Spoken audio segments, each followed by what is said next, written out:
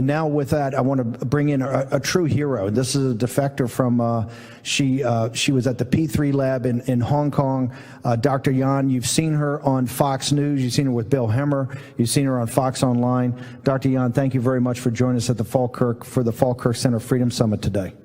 It's always a pleasure to meet you, sir, and thank you for inviting me to War Room. Listen, you've inspired so many people just with your heroic story of what you did to leave Hong Kong and come and tell the story of the West. But specifically, I want to ask a couple of technical questions. Tell us about the P3 lab you worked in Hong Kong. What was its role, and particularly what was its role in overseeing or looking at anything that was going on in mainland China? So the P3 lab I work in Hong Kong actually belong to the University of Hong Kong and the School of Public Health. So the head, Prof. Pierre Malik, and also the other head, Professor Liu Peng, both of them are the WHO consultant for both emerging disease influenza and also new coronavirus. And we are the WHO reference lab. This lab is a top coronavirus lab in the world, and these two experts are the top corona experts in the world. So basically in this lab, we are capable to produce and also analyze all the type of the emerging virus. The reason this lab is so important, and the reason it's the correspondent lab to the WHO, SARS that happened in the early part of the 21st century had such potential to destroy China that's what this was set up. And Dr. Gabriel Jung, we talked about him. He's the epidemiologist associated with it. This is one of the most prominent locations in the world for doing this, and it's the reason the WHO. The reason we're laying this out, the mainstream media now wants to kind of totally distance themselves from the WHO. So tell us your story. You really are saying that the CCP, the Chinese Communist Party, and their whether it's the Beijing CDC, the entire chain of command knew about the outbreak of this virus in Wuhan and Hubei much earlier than they let on, that they knew about it actually in late December, early January. Explain that. Okay, actually, since the end of December, 31 December 2019, my supervisor, Prof. Liu Peng, assigned me to do some secret investigation about the unknown pneumonia happened in Wuhan. He clearly told me face to face that there is unknown pneumonia happened in Wuhan, and it is caused by some SARS-like virus. And we want to know more information. He need to write the report to Hong Kong government. But actually, there are no official news come from mainland China. So I use my background because I got my PhD and MD from mainland China. I have the huge network in Chinese hospital and also government and research institute. So I turned to my friend and who work under China CDC, has the first hand of information.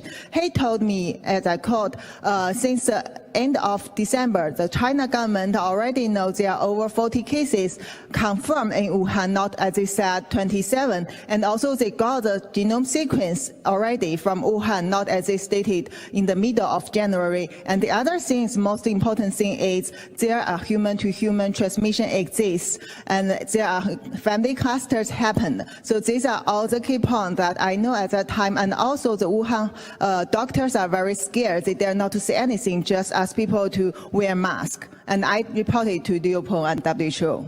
Okay, I just want to make sure we break this down for a second. During this time, people got to remember, I think it was January 14th and 15th, Li He, in a delegation of the senior cadre of the Chinese Communist Party, was right down the street in the White House, in the East Room, shaking the hand of the President of the United States and signing the first phase of the China deal.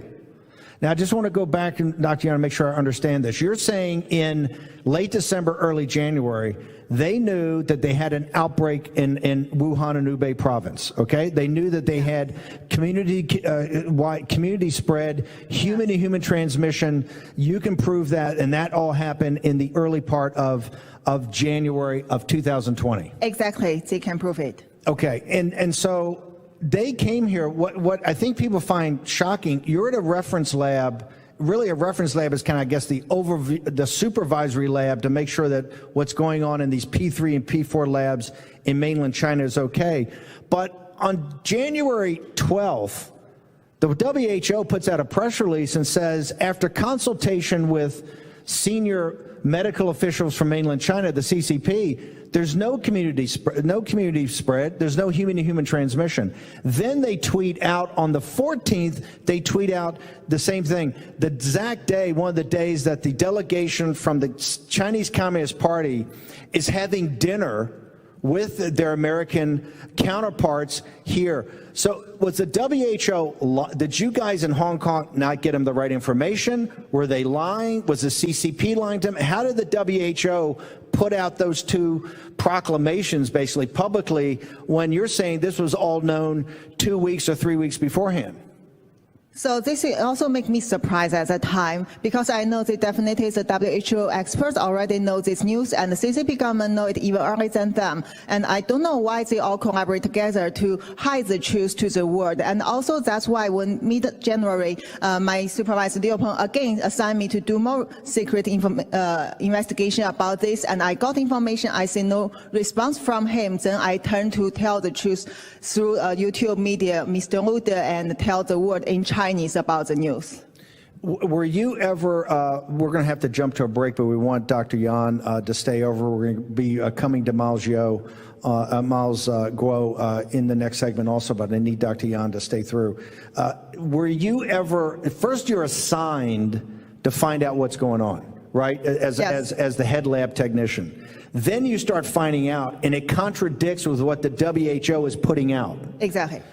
Are you warned? Anybody? I mean, do you go to your supervisor and say, "Hey, there's a big disconnect between what the truth is and what's coming out"? And do they say anything to you? Yes, exactly. So since the beginning of the investigation, my supervisor told me to be careful. And then in the middle of January, exactly on 16 January, when he again asked me to do the investigation, he told me that I quoted him, "Don't cross the red line and be careful. If not, you will be disappeared." Dr. Yan, when somebody tells you not to cross the red line, what in your interpretation as someone from mainland China, what is that? What's your interpretation of that? Okay, briefly let me introduce what is a red line. Actually, there is no visible line. It is in our mind, and it is about how you understand our CCP policy. And whatever they don't like you to talk or don't want you to touch, it is a red line. And somehow you sometimes don't know you already go across it, and you get punished, as we know Dr. Liang. So they essentially threaten you. Okay, I want to turn back to Rehim Kassam to take us out. We're going to come back with Dr. Yan in a minute. We got Milesguo next segment also. Back to Rehim. What I think people can't understand is Hong Kong University is a revered institution. This P3 lab is kind of revered too. That's why it was a reference lab by the WHO. Dr. Gabriel Loon, Malik, these people are the top of their profession. In fact, they are known as the SARS hunters. The whole purpose of the lab and the prestige of Hong Kong University is because they were so great in finding out about SARS and finding out everything we need to know about SARS. And SARS is such a problem, potential problem, that we know now with the CCP virus is only SARS-2. Why is it that someone that ran actually the technical side of the laboratory, why couldn't you come public and state your case in Hong Kong? Why did you have to flee in the dark of night to the United States? Because once I start to tell it out in Hong Kong, I will immediately get disappeared, like all the Hong Kong protesters who get disappeared without their names even. That is very terrible, because CCP government now control both mainland China and overseas, not only for even Chinese-speaking place. And I know, as you guys all know, that censorship for all over the world. So they don't like people to tell any truth against CCP regime, even it's the real truth. I mean, they just want people to know what they want you to know, like how the animal can spread the SARS-CoV-2, which is totally lie, and like how the SARS-CoV-2 come from nature, which is also another lie. And their publication from Bad Woman Shi Zhenli about RATG13 virus, which is a fabricated virus, now being questioned by a lot of researchers. But this report cannot get published because of the censorship in the scientific field. So, Dr. Yana, and when you say disappear, you mean disappear like sent to the mainland and put in a prison somewhere? That's what's happening to the Hong Kong freedom fighters. That's what Dr. Yan, you said you're concerned about. One last question, because I know you're going to be doing a lot of media over the next couple of weeks. Is this, in your best professional knowledge, is this virus something that naturally came out of a fresh market in Wuhan? Or is this something you think is somehow either through a gain-of-function experiment or somehow with some sort of weapons program or whatever came out of the lab in Wuhan? Is this natural or is this not natural? Before I answer this question, let me briefly introduce my background. I have my clinical medical degree from mainland China and also got my PhD degree in China. And then I turned to the University of Hong Kong to do the virology and immunology research. I also focus on the vaccine development. And since SARS-CoV-2 happened, I work in the WHO lab for the COVID-19 research. So according to my research experience, and I can say that, and all the intelligence and information I got, I can tell you that's definitely not come from nature, and also that's definitely not come from the Wuhan Huanan seafood market, because all the evidence I got shows that there are no animal hands left in any sample when they checked before they do the thorough cleaning of the Wuhan seafood market. But why CCP government insists that all the patients have to get the Wuhan seafood market history before they get diagnosed even in January? Why? They know at least 1/3 of patients don't have this history. They haven't been to the Wuhan seafood market, and they didn't get any animal hint from these samples. Only one sample from all the 30 samples, environmental samples they get from the seafood market has some virus detected. And these samples are not detected by the real experts from overseas or even Hong Kong. It's just done by the CCP government, and then they show the result to the world and tell you, come on, this is from China's animal. Some animal maybe people eat bat, eat rat, and eat all the poor animals and innocent animals. They don't know how to speak. They cannot fight with CCP. So they are the scapegoats. So I don't think it can come from nature, and they cannot find the evidence now. Now see how the bad woman Shirley gets the interview from Science recently. She herself cannot answer this question. She just let you to do the research for years and years and say, see, we know there is definitely host, and you need to go to find the bad, you need to go to find the source. But why don't they go back to check the possibility it can come from some lab? I mean, I'm now preparing a very solid scientific report to show people that how easily this can be done from the lab, and even not need to come from the very high technique lab. This is something actually using the mature technique, and also if you have the material, which we see here as a SARS-CoV-2's backbone virus, this is the only virus which is owned by CCP, by their PLA labs, and with these things you can make it within half years. That's so easy.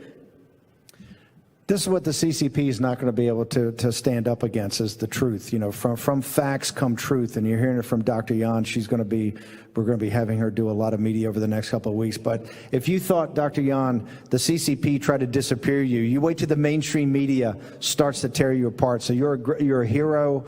I think it's amazing what you've done. You've left your home to come here to the United States to make sure the people of the United States are warned about this, the people of the world are warned about this, that Chinese citizens are warned about this, that the lies of the Chinese Communist Party, if they're allowed to go unanswered, are only going to lead to more and more death and destruction. I want to thank you. This is the first of many. Dr. Yan, thank you so much. Thank you, sir.